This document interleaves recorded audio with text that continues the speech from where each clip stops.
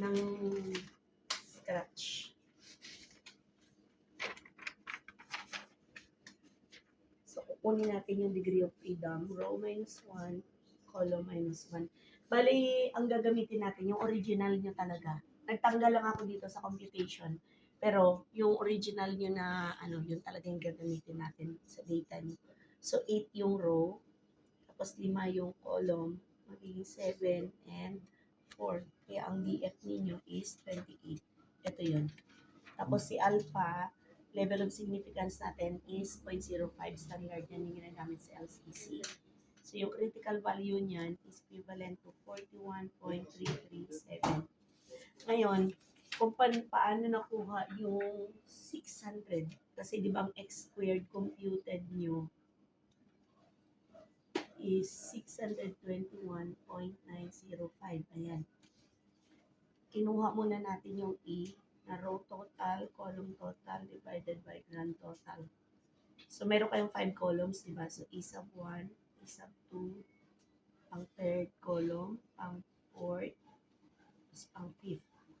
So, dito, nakalagay na ang row nyo ay 250. Tapos, ang column is 1, 2, 7, 6, divided by 1. Tapos, ang kasunod, 250, 643, 21. Next is 250, 180.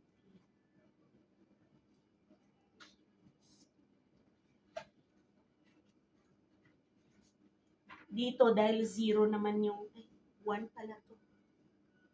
Yung sa pang column 5 nyo, di ba 0 naman yun? Kaya pag kinumpute mo yun, 0. Ngayon, mayroon tayo ditong magkaiba dahil nag-total ka ng 400. Oh. Tama? So, yung 8. oo. So, row ano yun? Pang row 5. Ito pang row 5 na iya. So, bali 400 times 1276. Hindi naman nagbago yung column eh. Kaya iba yung answer. Kaya iba yung value dyan. Tapos, ang ilan na ba to? 4, 8, 12, 16. 16, bali 17. E17, E18, E19, E20. Tapos, ang E18 natin is 400 times 643.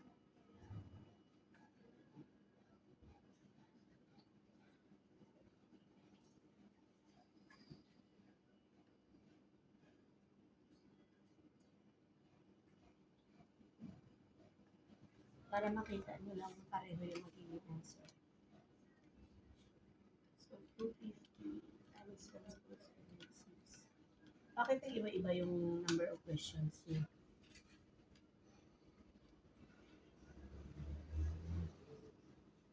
Sa iba, pare-pareho lang. Marami po yung 3.2. Ay, yung 3.1. Ayun o. Yung isab 1, 151.9. O 5, hindi ko na kinapya yung decimals. Pero madami na yan. Tapos ito, 250.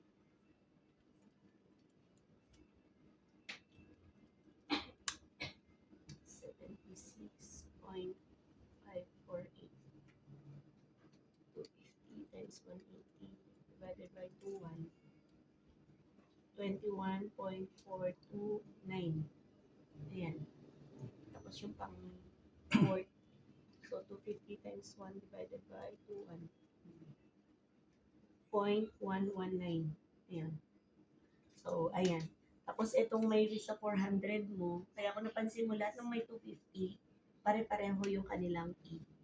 Pero yung sa 400, nagbago yan dahil nga 400 na yung row total natin.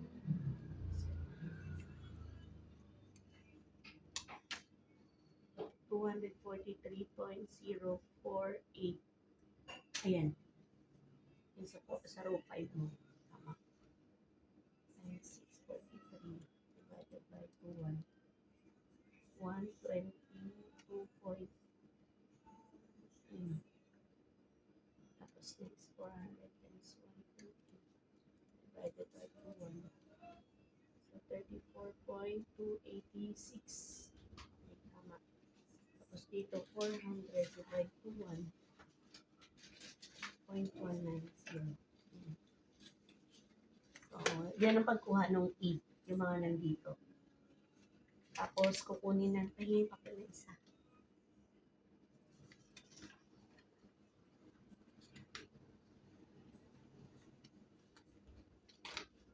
Pero hindi na natin syempre kinuha lahat dahil nga nag-excel na tayo. Makikita lang kung sa kasakaling tanong. O minus E square over E.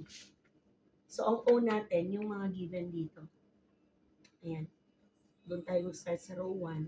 So, x1 square. Yung una dyan is 197. Ima-minus mo siya sa E sub 1. 1925 square over 151,955. Tapos yung sa pang second column, 42. Ima-minus mo siya dun sa pang second column din na E sub. So, nileson ko na to sa inyo dati. Totoo lang talaga. O, pang third column, 10. Minus.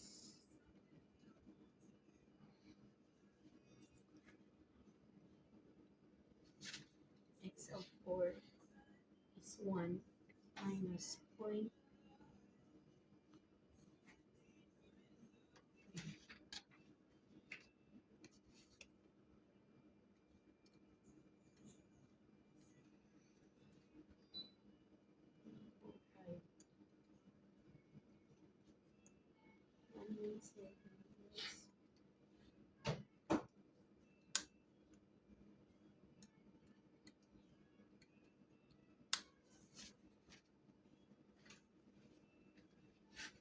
Oo, sabi mo, ang bakante na, ilan lang kayo eh.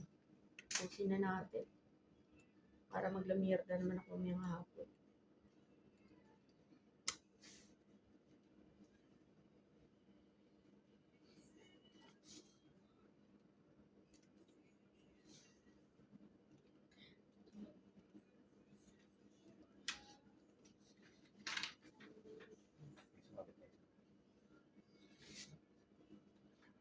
Tama rin kasi po.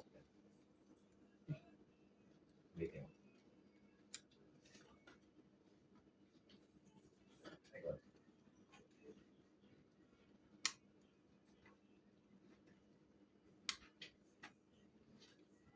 Ayan.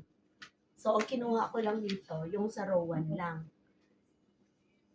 Lahat yan, kinukuhanan ng x squared. So, yung total ni x squared mula doon sa x1 hanggang sa pang x40 squared, yung hanggang dito, ay 621.905. Hindi na natin kinompute kasi nga, kinompute ni Excel para sa atin. So, pinakita ko lang to para kahit pa paano may guide lang kayo kung paano kinukuha yung computations. Kung hindi naman kayo tinatanong kung paano sinolve, wag na kayo magpresenta na ganito yung ginawa nyo. Ha? Basta ipakita nyo lang yung table. Papalitan ko pa to, dali lang. Hindi natin dito na-edit. So, 600.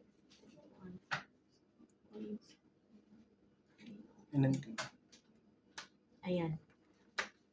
So, mas mataas si x squared computed kaysa kay critical, kaya reject HO. Yan ang nakalagay dito. Pag na-reject mo si HO, ibig sabihin, in-accept mo si HA. Kaya ang interpretation dito is there is significant relationship. Kung ano man yung HA nyo, yun yung ilalagay nyo dito. Yung buong HA Tapos dito, ayan yung ginawa niya. Pero pwede mong baguhin yan ayon sa gusto mo. Yung introduction. Tapos, after ng introduction, ilalagay mo na kung ano laman nitong table. So, laman ng table mo ay degree of freedom is 28, significance, ganun lang. Tapos, eto, dapat hindi ito mawala. Oo, maligo ka na. Since, x squared computed is greater than x squared critical. Nakalagay naman na kung ano. Galing niyo na to. Tapos picturean niyo na. So, kung tapos na kayo kay Kuya Bong, okay na kayo. Meron pa ba akong iaan? Ano yung sa'yo? Relation. Relationship yun. So, kay Square din.